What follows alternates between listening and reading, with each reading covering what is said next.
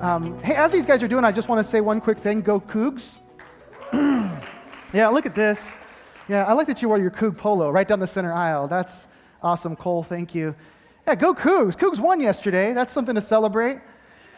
Yeah, Eagles, I think they have a football team too, but the Cougs won yesterday, and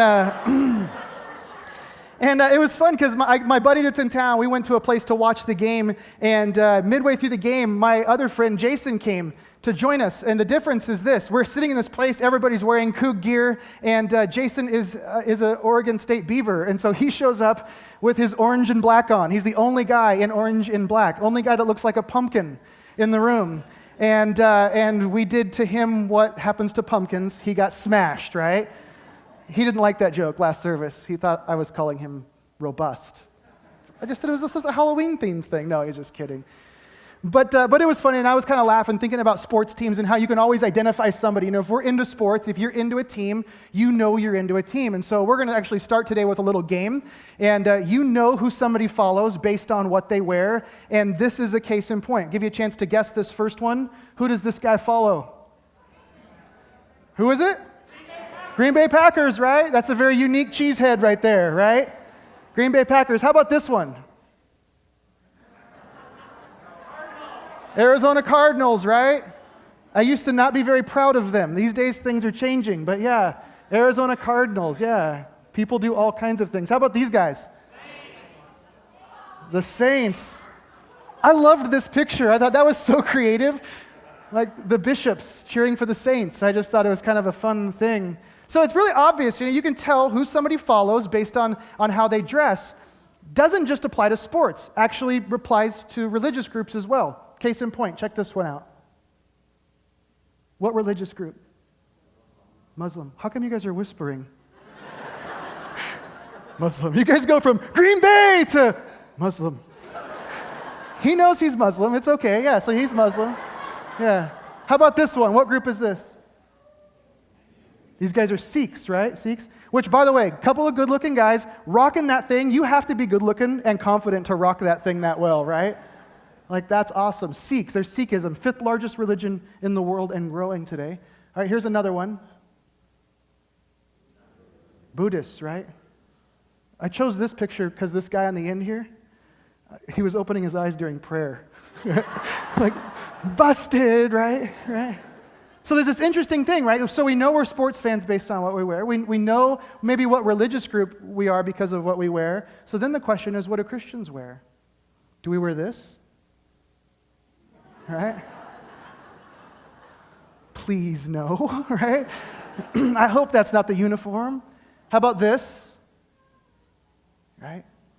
Hipster Christian, right? I have a past, that's what that says. That's a slow burn for some of you. Like, some of you get that on the ride home. How about this one?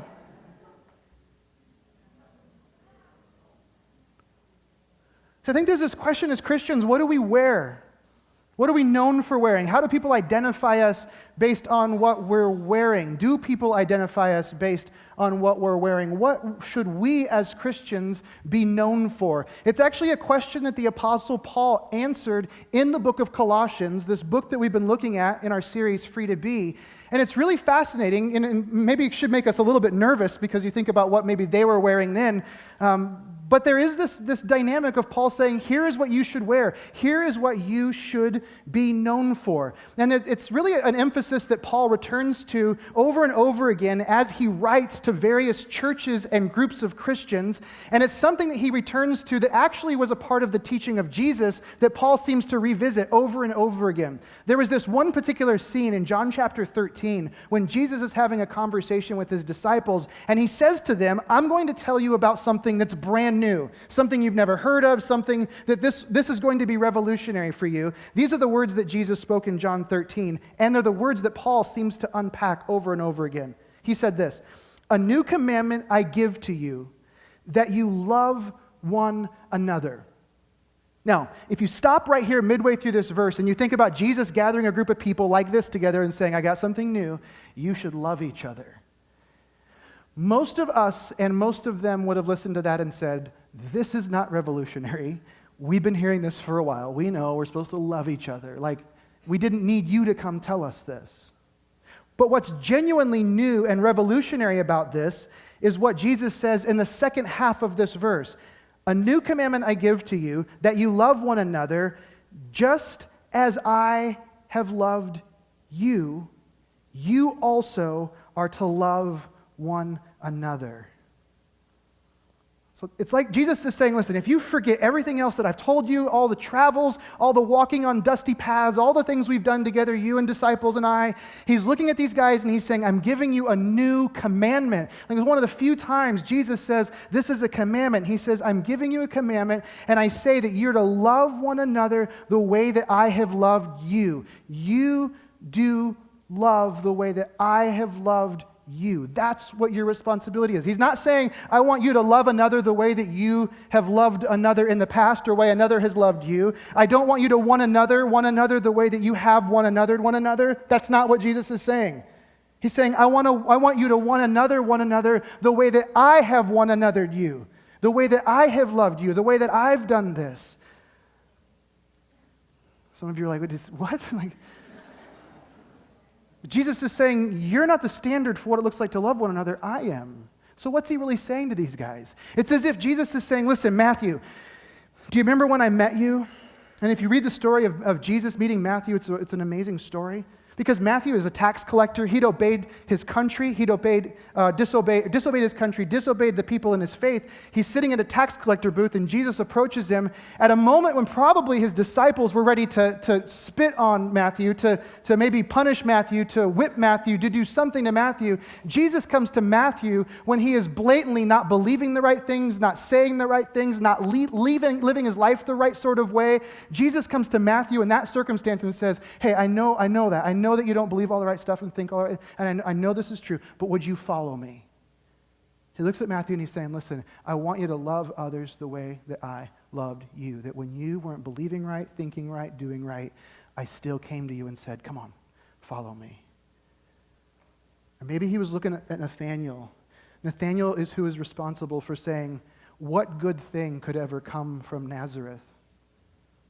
And shortly after those words were spoken, despite how confrontational and hurtful they might have been to Jesus, Jesus says, Nathanael, would you come follow me? Would you come, even though you don't really see what good there is in me, would you come follow me? And now he's saying, and would you love others the way that I loved you in that moment? Or like the time when he was preaching and the crowds began to question and people began to wonder and leave Jesus, and his disciples began to waver and doubt, and Jesus continued with them, loving them, not angry with them, but continued in all of their mistakes and brokenness. Jesus said, come on, guys, keep following. Would you love others the way that I have loved you? That's what Jesus says. He says, this is new. I want you to love the way that I have loved. And then he said, this is the part that would impact the Apostle Paul, that would become so much a part of his teaching. Then he goes on, and in verse 35, Jesus says, by this, all people will know that you are my disciples if you have love for one another. In other words, this is the mark. Like, this is the thing that when there's images that pop up in front of people's faces and they say, who does this person follow? They say Jesus because they see love.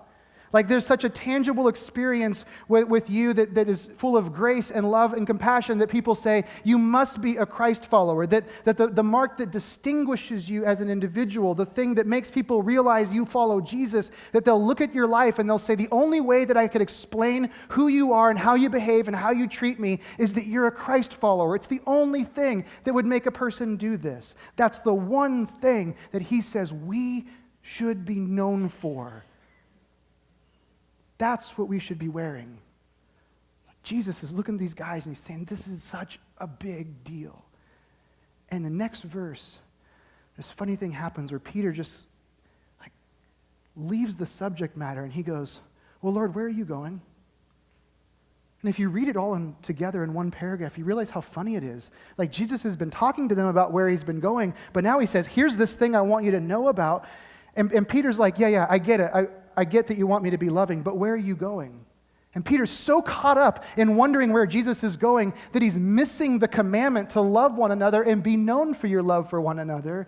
And it's something that we're so much a part of in ourselves. We hear this and we go, yeah, you're right. I didn't come to church today expecting to hear something other than that we should love one another. And yet as soon as we hear this, one of the first things we do is we do what Peter does. Peter wants to get to the geography of his faith, the theology. Like, where are you going, Jesus? I want to know more about this other stuff. I know I'm supposed to love.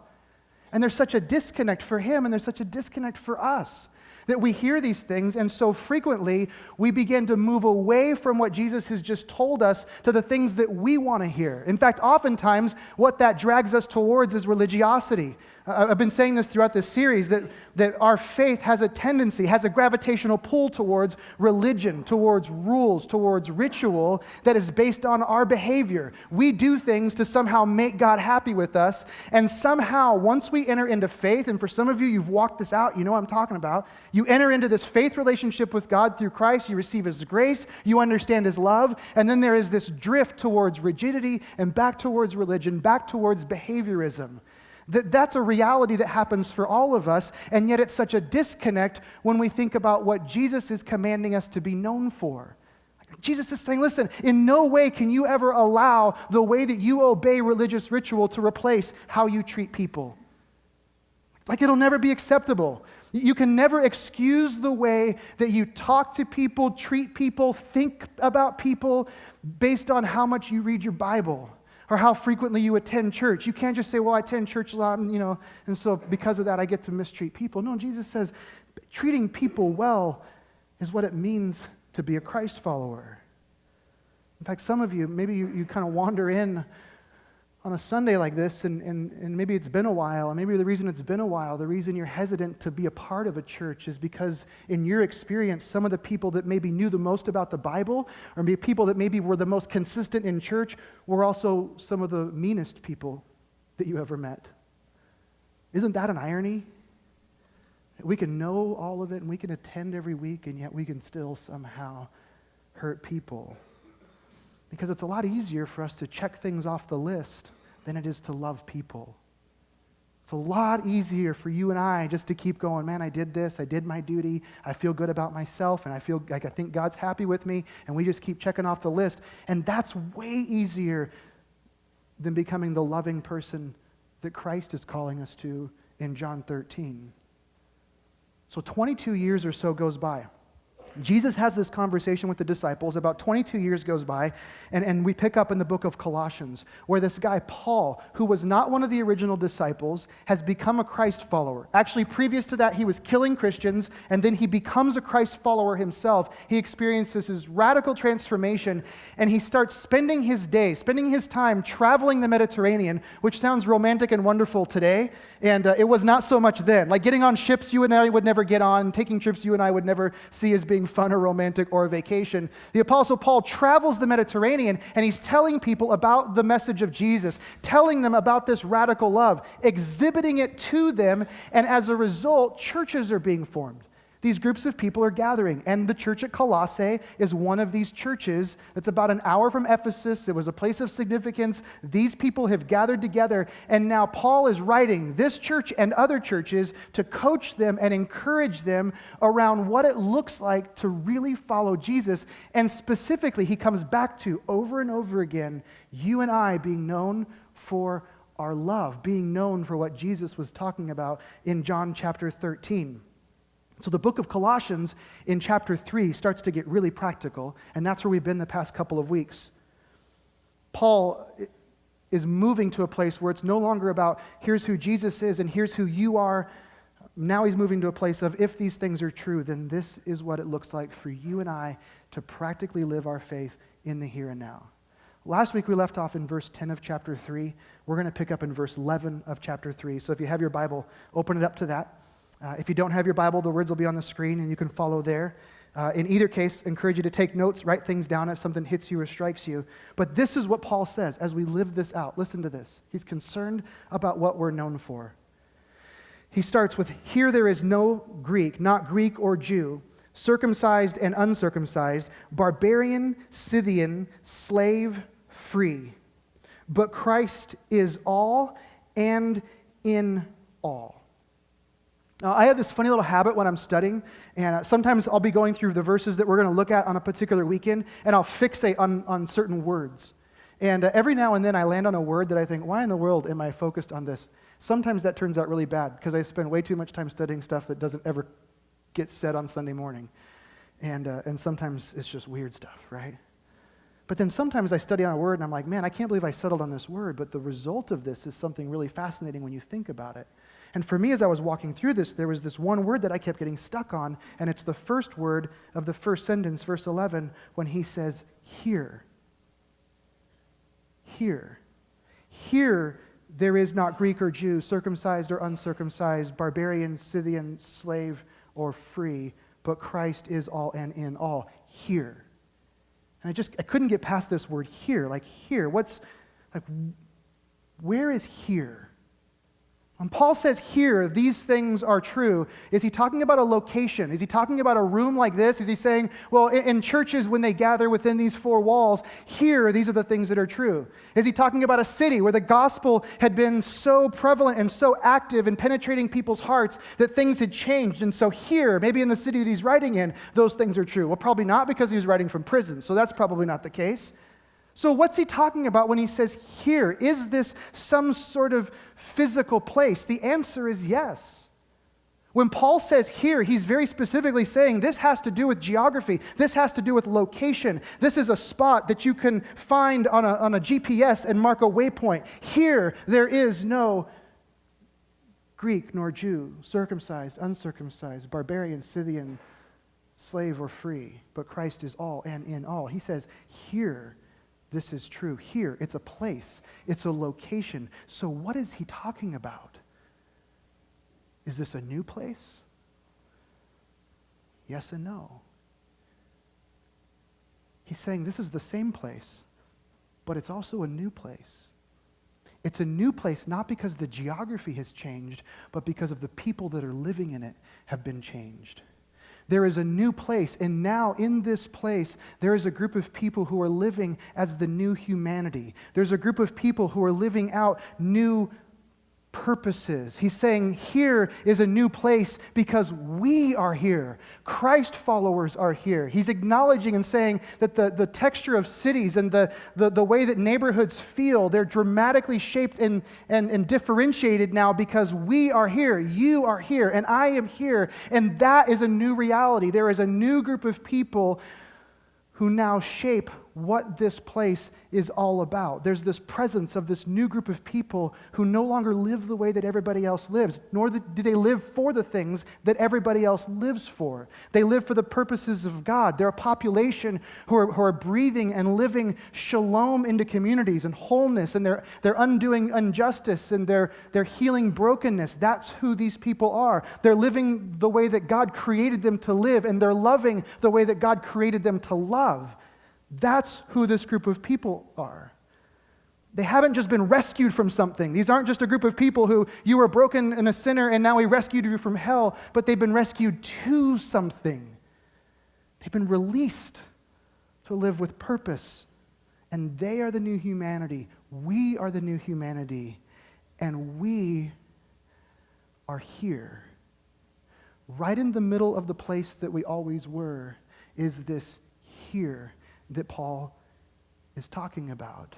Where you are is different than the place you used to be because of the new humanity. And what does he say? He says things are radically different here. The first thing he says is there is neither Greek nor Jew. There is neither circumcised nor uncircumcised. There is neither barbarian, Scythian, slave or free. What he's saying in that moment, he's saying, listen, we've broken ourselves into categories based on the language we speak, the way that we worship, how we dress, our social status, our nationality. And he's saying, in this place, that no longer exists. It's interesting how he starts, because he starts with the group the Greeks wanted to hear this from. This is a church that was probably predominantly Greeks. And so he starts by saying, there is neither Greek nor Jew, circumcised or uncircumcised. And the Greeks probably got excited about this, because they were like, it's about time. Because these Jewish Christians, they feel like they're superior to us, like they've known Jesus longer because they were Jewish. And so there was a sense of superiority, there was conflict, and even some of those Jews were the ones that were bringing about the religious behaviors that Paul was confronting within the variety of churches around the Greek world. And so there was a part of this that felt good, like, yeah, you're right, there is neither Greek nor Jew. We're all the same. And then Paul doesn't contrast the next two. It's not either or. He uses barbarian and Scythian.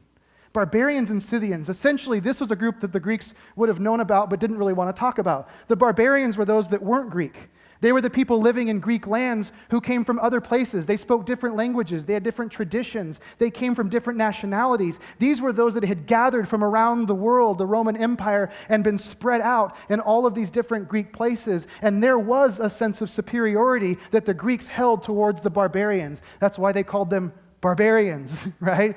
They were uncivilized, they were uneducated, they were not a part of our culture, and while they accepted them as a necessary evil, they didn't see themselves as being the same. And so while Paul eradicates the division in one hand, he now eradicates it in a way that is a little challenging to these people. Well, there's neither Greek nor barbarian nor Scythian. You know, what's a Scythian? A Scythian was a person who was one step lower than a barbarian, if there could be such a thing, right? Next time you're mad at somebody, you can just under your breath say, Scythian. And it's such a good word to say. What did you say? I called you a Scythian. What does that even mean? It means you were one step up from a dog. That's what a Scythian was. Scythians were the individuals of the barbarians. They were the roughest of the barbarians. They were the most primitive of the people in the known world. They were Scythians. And then he moves even further and he says, nor slave nor free. Slaves were property. They weren't even considered people. And now he says, it doesn't matter if you're property. It doesn't matter if you're a Scythian, a barbarian, a Greek, or a Jew. There is an equality to be experienced. You've been dividing yourself up. You could look at yourselves and say who you were based on what you wore, because you were a Greek, and everybody knew you were Greek because of what you were wearing, and everybody knew you were a Jew because of what you were wearing, and a barbarian, and a Scythian, and a slave. Everybody could be identified because of what they wore. And now Paul says all of these distinctions, they're eradicated, and now there is an equality. Why? Because Christ is all and is in all. And so while you may speak different languages and come from different backgrounds and have different histories, you all are together in the new humanity because you all are in Christ. When you understand that, the words that come next in verse 12 make all the sense in the world, because now it's no longer about being known for what I put on in the morning as a Greek or a Jew or a Scythian or a slave. Now it's about what I put on as a Christ follower. And so in the same way that these individuals would have been known for their apparel and for their dress, now Paul moves and shifts the conversation and says, if you are the new humanity, if this is true of who you are, then this is what you put on every day when you walk out your door. And so he continues, and he says in verse 12, put on then, as God's chosen ones, holy and beloved, compassionate hearts. That's where he begins. He uses this beautiful illustration of putting this on. Get dressed the way you get dressed every day. But now, as a member of the new humanity, put on compassionate hearts. It's interesting, this phrase, compassionate hearts, there's two Greek words that get translated into compassionate hearts. That should be no surprise. What's interesting is the way that those Greek words are really expressed in Greek culture are radically different than compassionate hearts. So Paul's going to unpack what it looks like to love, and he says, well, if you're going to really love, if you're going to really be known for love, then you should have a compassionate heart. And that sounds a lot like you and I loving somebody with all of our heart. You hear that phrase, like, I love you with all of my heart, like I love you with everything that's inside of me, right? Like, you get that? Anyone ever heard that? Okay. Anyone ever written that in a card? Yeah, a few of you, right? Here's what you don't write in a card. You don't write what Paul was really saying. Because the Greek words that are used here actually say that you love from your bowels. Truly, that's what the love is. It's this love from your bowels. That doesn't sell for Hallmark, right? Like, baby, I love you with all of my bowels, right? And she's like, and that's exactly why I don't love you, because of your bowels, right? Some of you get that one on the way home too.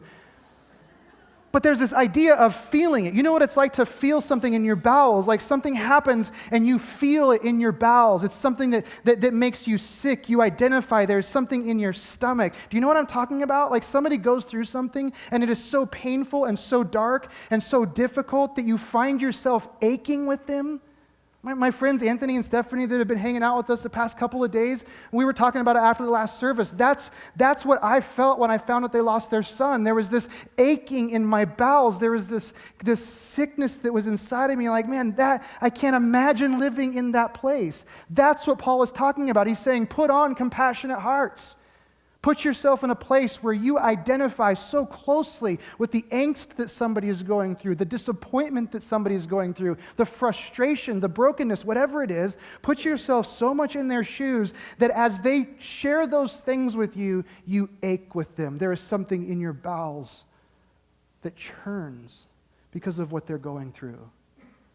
That's something we put on because our natural response is to outline why things could be or should be different. Maybe not in the case of a tragedy, but in so many other cases. When somebody comes and they say, man, I can't believe that this decision I made worked out poorly.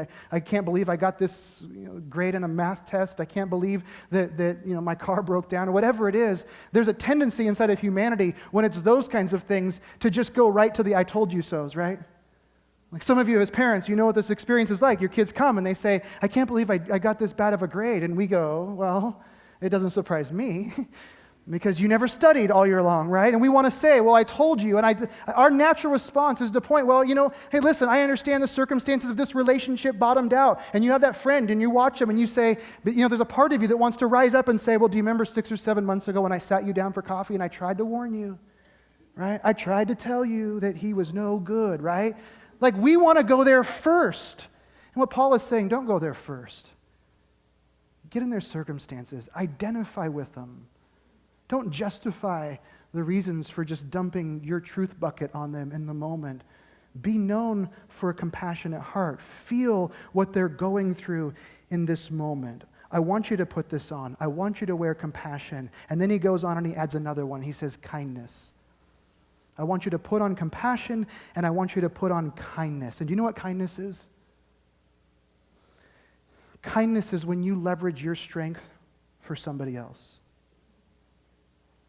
Kindness is when you loan your strength to somebody else.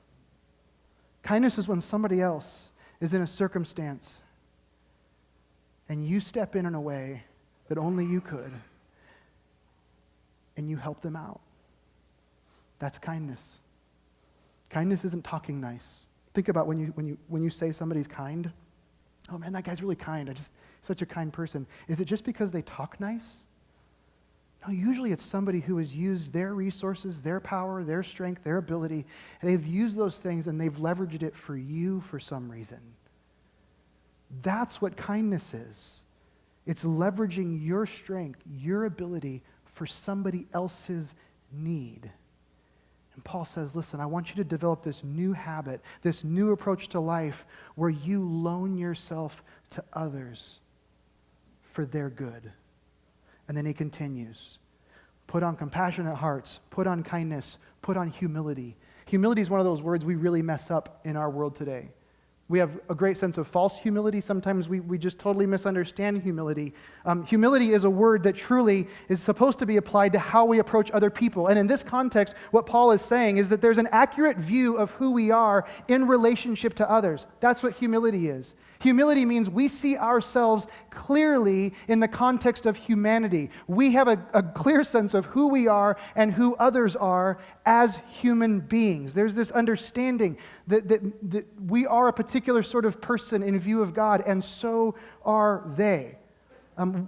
What I'm getting at is that what we oftentimes think makes us special isn't what makes us special. Sometimes we like to chalk it up to maybe the achievements that we've made or the money that we've earned or the goals that we've reached. We like to think that those are the things that make us who we are, and then we walk humbly in light of those things, and we say, well, what actually makes us who we are is the love of God and His grace in our life.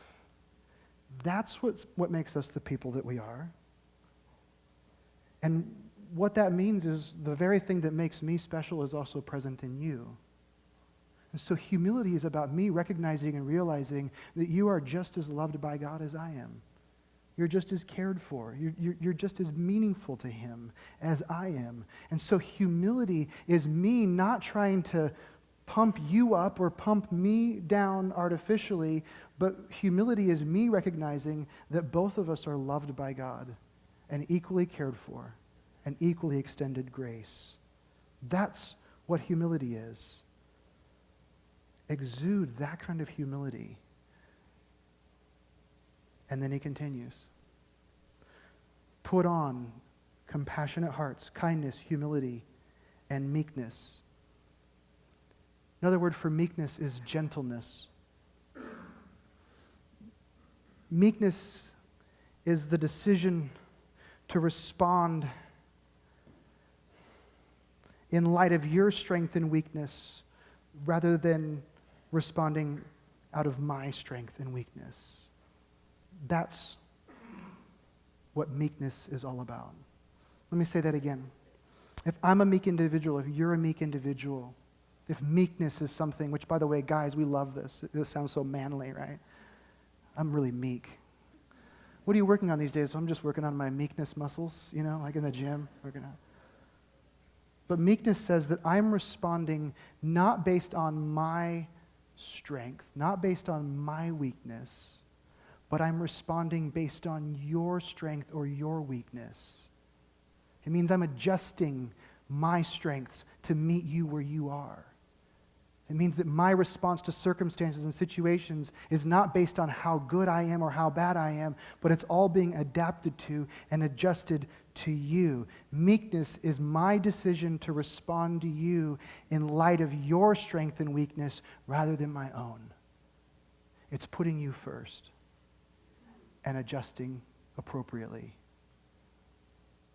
My buddy Anthony, who's in town with me, back when we used to work in an office together, we used to wrestle. We were much younger. We were youth pastors. We blew through doorways and broke things and smashed holes in walls, and I never really want to do that again. I don't like wrestling. It's not fun. I just want to punch people when they wrestle me. And yesterday, to bring back old memories, Anthony jumped me in my basement. Anthony's scrawny compared to me. He can barely put his arms around me. He kicked my butt. Like, literally, his wife was taking video, watching this whole thing, while our children watched us, and my girls are saying, "Dad, get up." And I'm like, I'm trying to get up. Like, this isn't easy. He's got me down here, and so we're wrestling later on. I was like, licking my wounds. He's like, "Are you okay, buddy? Are you okay?" I'm like, "Get out of here." He worked me over, and I was shocked. I was like, "You got a lot of strength in that little body of yours. Like, where does that come from?" And he's like, "Well, I'm not as strong as I used to be." I'm like, "Thanks for rubbing it in. I appreciate that, because apparently I'm way not as strong as I used to be." And so we were messing around, and I was really kind of shocked and surprised at how weak I am. And then we went to the park. We took the kids to the park, out to Manitou. We set some cones up, and we were playing soccer and climbing in trees and doing that sort of thing. And his oldest son, he got something in his eye. And here's my buddy who just a little bit earlier got done kicking my butt in the basement. Now I see him over with his son, and he's kneeled down. And his wife, they've got him over there, over his knee, and he's kneeled down. And with all the gentleness in the world, he's just barely touching his eye. He's trying to find whatever this thing is. He's prying his eyelid open, and so carefully he's attempting to deal with this issue. And as I was watching that, I realized, is that not a picture of meekness? I respond to circumstances not based on my strength, but I respond to circumstances based on what that situation requires. And so if I'm dealing with you in any capacity, it means I'm coming alongside of you, and I don't need to prove my superiority or my strength, unless we're wrestling, then that's different. But I need to adjust for your weakness. Paul says, do you put other people first in that sort of way? That's what you put on every day. You say, man, I want to put other people first. I don't need to prove to people how strong I am.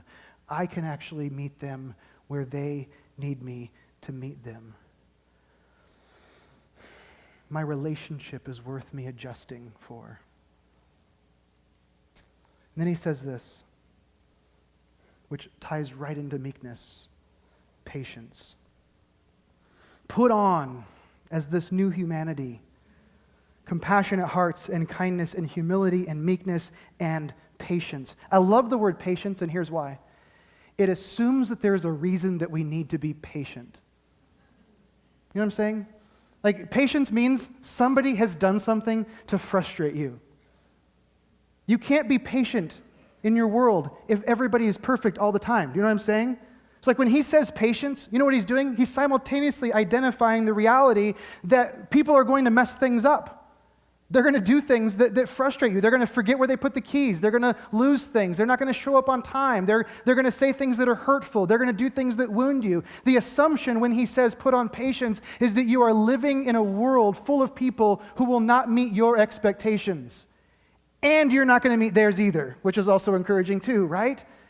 Patience assumes this. Not only does patience assume that there's a reason to be patient, that people are imperfect and make mistakes and that they're broken, but there's also a speed dynamic to this thing. There's a rate of growth dynamic to this. Patience means that people aren't moving as fast as we would like them to move.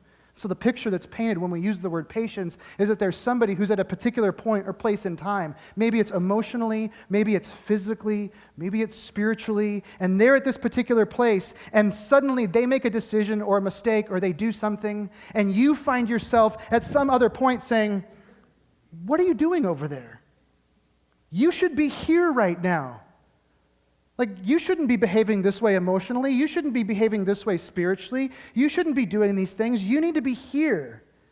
There's a speed dynamic where our expectations are being laid upon others, and what we're attempting to do when we're impatient is to say, "Listen, you don't belong here. Get up here," and we slam them up where we are.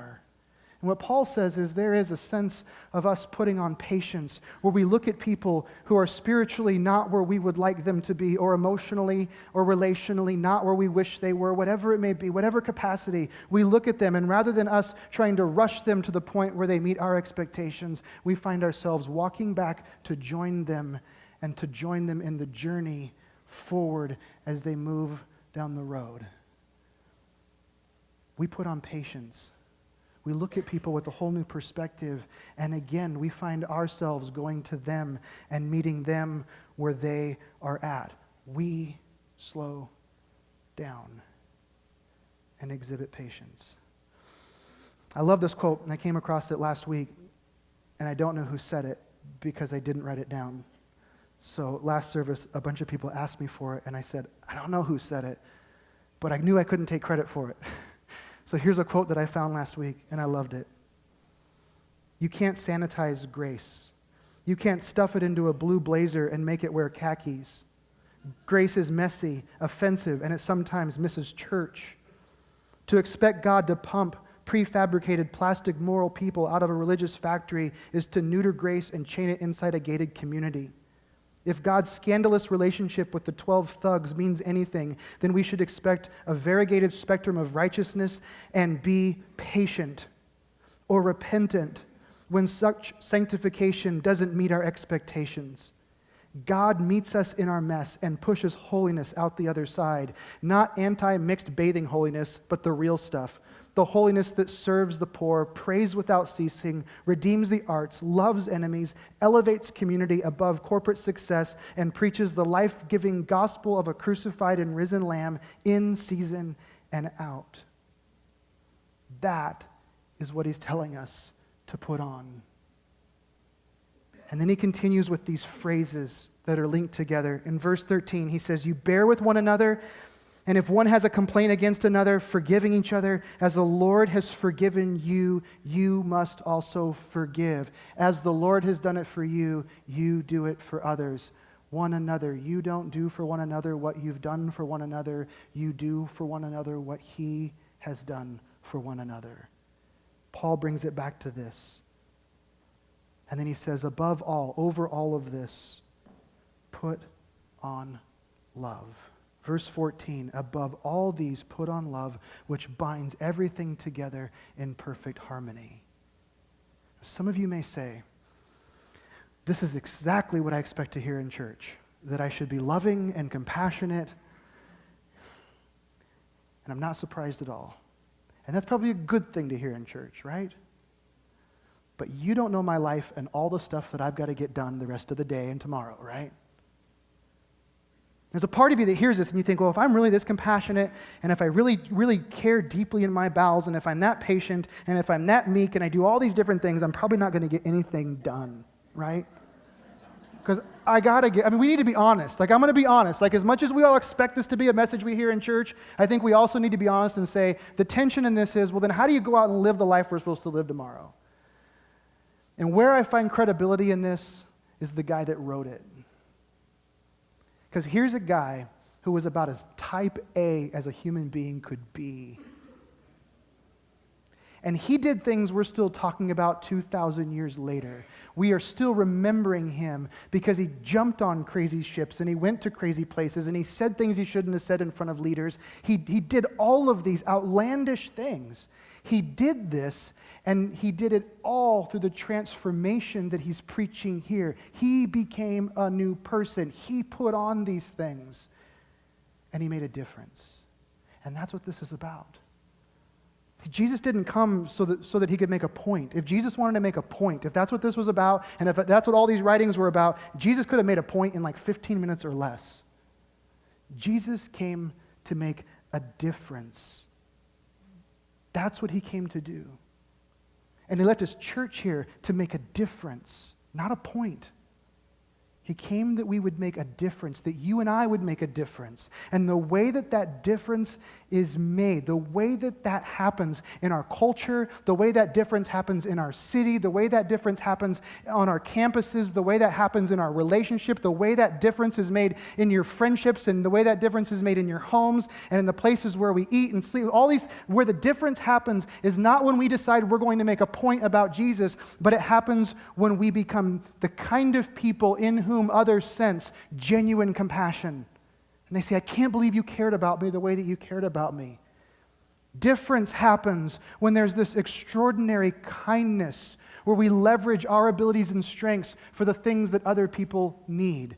When people experience meekness, this adaptation on our part, when they experience and see genuine humility, when they receive our patience, that is when a difference is made. When we love people the way that Jesus loved people, that is when the difference is made, and that's what we're to wear. And no, it doesn't come easy.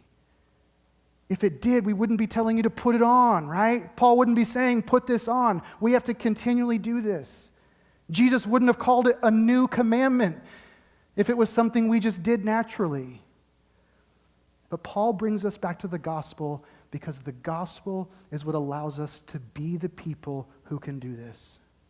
We come back to these things and we remind ourselves in the same way that I was shown compassion and kindness, the same way that I was shown grace and mercy and forgiveness, in the same way that I was extended humility and patience, I extend that to others. And the result of our living our lives that way is not that we lose our identity. See, when we become the new humanity, there's this thing inside of us that says, well, if I do this, if I lose my life for this, then I lose my life for this. And there's nothing that's further than the truth. And I know there may be some anxieties. You say, no, I've got to fight for my rights. I've got to do these things. But Paul says this in verse 15. He says, when you live this way, here's what happens. And the peace of Christ, let the peace of Christ rule in your hearts, which indeed you were called in one body, and be thankful. You living as a loving person not only makes a difference in the world around you, but it makes you the kind of person who tangibly experiences the peace of Christ. That's what we wear. Let's pray.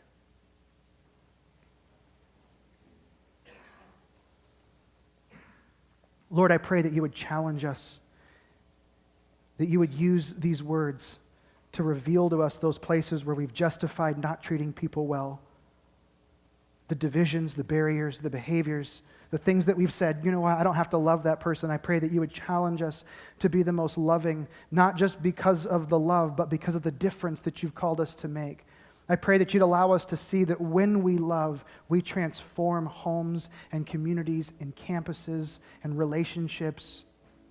Lord, I pray that you'd give us the strength and the ability to overcome that selfishness inside of us that says, I need to fight for my rights, I need to put up a stand, and I pray that you'd allow us to openly begin to live out this life of the new humanity, that here, where we are, there would be neither Greek nor Jew, slave nor free, barbarian or Scythian, that we would live this out together. We pray in your name. Amen.